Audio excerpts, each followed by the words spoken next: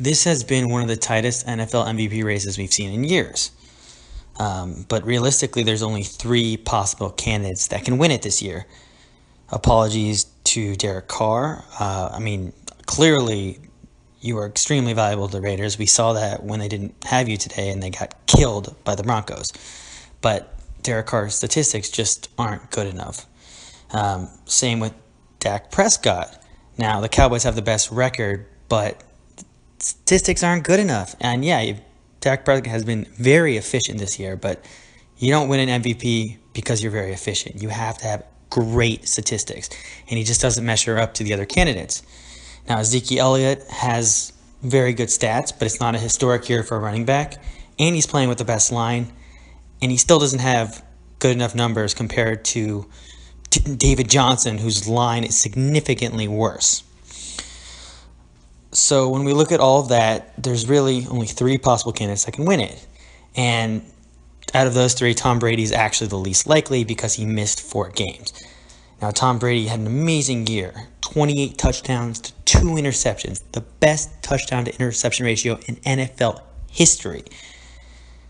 But he missed 4 games, and voters are going to take that into consideration. And not to mention, they were 3-1 without him. If they had gone 0-4 without him, 1-3, he probably would have a better chance. Therefore, the MVP is actually between Aaron Rodgers and Matt Ryan. And both had great statistical years. Matt Ryan had 38 touchdowns and 7 interceptions, second in the league in passing touchdowns, and second in the league in passing yards. He was 54 yards shy of 5,000 yards. It's amazing.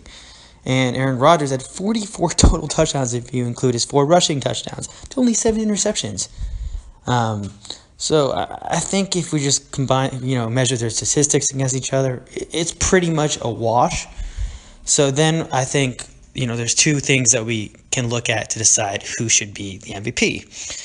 Well, if you compare their offensive production, team offensive production, like who led more scoring drives, Matt Ryan's team scored 540 points, while Aaron Rodgers' team only scored 434. That's a 96-point difference. And, the Falcons were pretty much in every game this year. They very well, if things had gone their way, they could have gone 16-0. While the Packers, during the first half of the season, they got killed in some games. The Packers were really lucky to get to 10-6. They could have actually had a worse record than 10-6. The Falcons were actually unlucky to only be 11-5.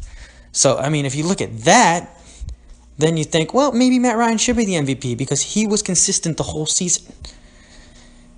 And, and to me, because he was consistent the whole season, I think he should win the MVP.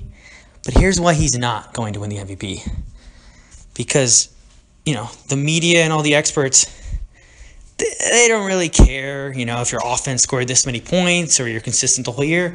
What they're going to look at, they're going to look at two things. They're going to say, Aaron Rodgers won with a wide receiver as his running back for a large portion of the year. Isn't that insane? Wide receiver Ty Montgomery was the Packers' best running back this year.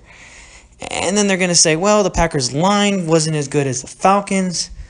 The Falcons have 2 great running backs, and the Packers really don't even have one. And they're going to look at that and say, look, overall, Aaron Rodgers had one less win, only one less win than Matt Ryan, with a worse offense.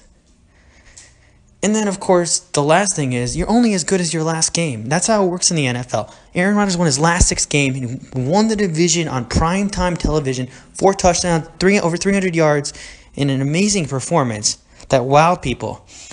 And yeah, Matt Ryan also had a great game today, but it wasn't on primetime TV. It wasn't the last thing in their heads. So I think when it's time to vote for the MVP, the last memory everyone has is Aaron Rodgers throwing those rockets in the game we saw, the last game of the season. And actually, there is one other reason why I think Aaron Rodgers is going to win the MVP. You know how in the Pro Bowl, a lot of times we'll see a player who should be in the Pro Bowl, but he doesn't make it because It was his first really, really good year. That's kind of what's happened with with Matt Ryan. He had a first MVP type season. A lot of times during that first MVP season, you don't get it. It's kind of like, can you do it again? Show me you can do it again. It's can you do it next year? Can you do it the year after that? Aaron Rodgers already showed he could do it. So when the MVP voters are deciding between the two, they're going to be like, did Matt Ryan deserve the MVP because he had a great system, or is he just a great player? Because they know Aaron Rodgers is a great player. They don't have to think about it.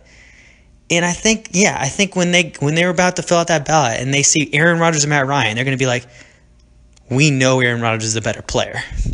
We know for a fact he's a better player. You know what? I don't think it's as clear as they're going to think it is, but just based on the fact that this was Matt Ryan's only great season we've seen in his career, that's what's going to happen.